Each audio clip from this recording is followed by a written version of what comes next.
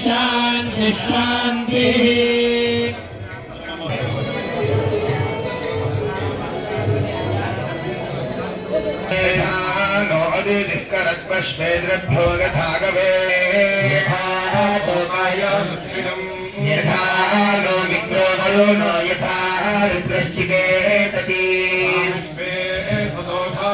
गाठपातिं मेठपातिं रुद्रञ्जलाशभेषजम्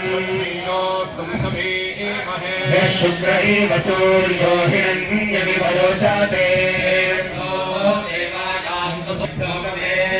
अस्मे सोमश्रियमधिलिपे हितस्यादृणास्तु विदृह्णा मानः सोमपरिबाधो मारातयो दुहुरन्ता इंदो वाजे।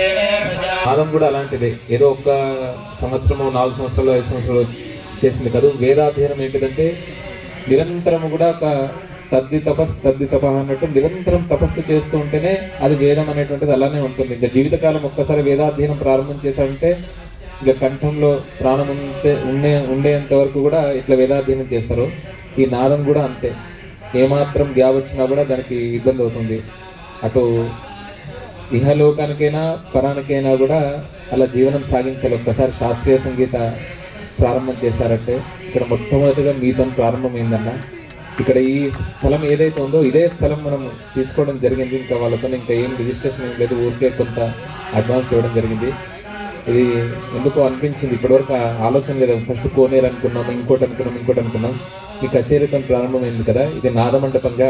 ఎందుకంటే అక్కడ ముందుగా నాదమండపం అనుకున్నాం, అక్కడ నాదమండపానికి సరిపోయేటట్లేదు. అక్కడ ఇంకా రామపద క్షేత్రంలో భవిష్యత్తులో అనేక కార్యక్రమాలు జరుగుతాయి.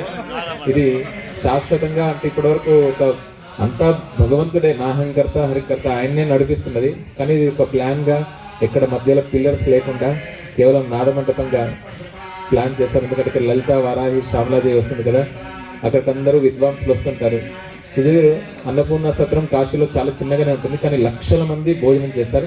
కానీ సుధీర్ వారాహికి తను చిన్న ప్లేస్లో అంటే ఉన్న ఇంట్లోనే హృదయ విశాలం చేసుకొని ఎన్నో కచేరీలు, కొన్ని వందల కచేరీలు, తనకు వచ్చిన ద్రవ్యాన్నంతా కూడా దీనికే కేటాయించింది. వాళ్ళ ఫ్లైట్ టికెట్స్ కానివ్వండి, లేకపోతే నేను కంటితో చూశాను.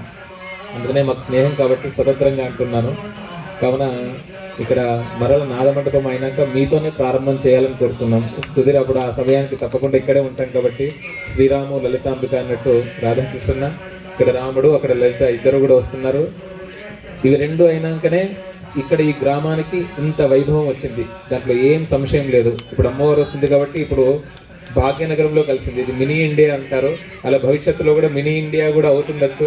అలా అమ్మవారి యొక్క అనుగ్రహంతో మీరు వచ్చినందుకు మీకు అందరికీ కూడా చాలా ధన్యవాదాలు తెలుపుతూ స్వామివారి యొక్క అనుగ్రహం ఉండాలని, రామభద్ర స్వామివారి అనుగ్రహం ఉండాలని. నాకు దీని గురించి విషయం ఏమీ తెలియదు, కానీ ఆనందం అన్నట్టు ఈ సేవ చేయాలని, వేద సేవ, శాస్త్ర సేవ, సంగీత సేవ చేయాలని. వేదం ఎట్లనో, శాస్త్రం ఎట్లనో, సంగీతం కూడా అట్లనే.